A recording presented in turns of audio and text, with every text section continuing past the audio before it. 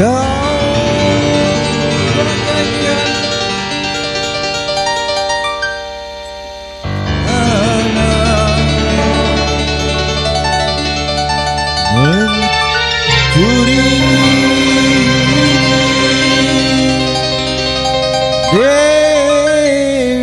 Sinta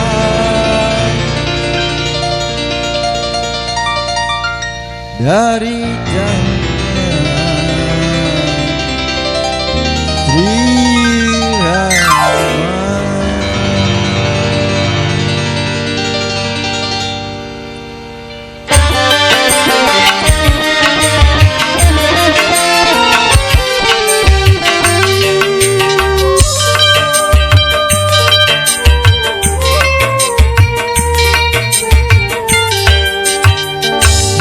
Pelaminan biru di malam pengantin, dan nur kuning menghias di ruang tamu.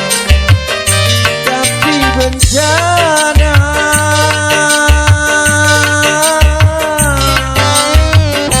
datang melanda.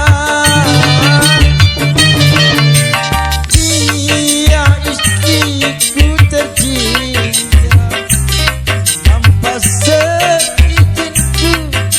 telah pergi. Ayah mudanya pun tak tahu kemana.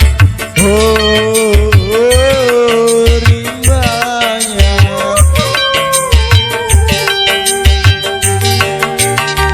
Kursi pelaminan biru di malam pertama, dan nur kuning menghias di ruang tamu.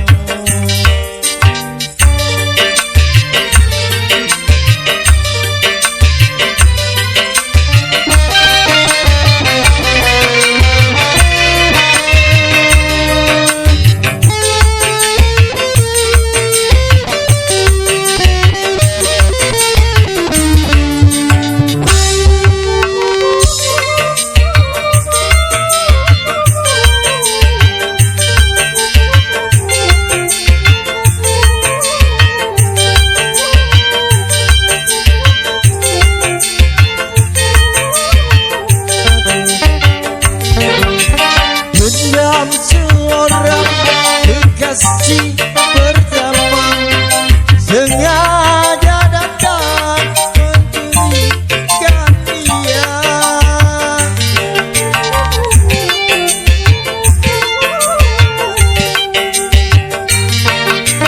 Penjahat cinta bertopengkan dewa, sungguh pengecut kau bersama. Bahkan ku rebut dari tangannya, karena dia resmi menjadi milikku.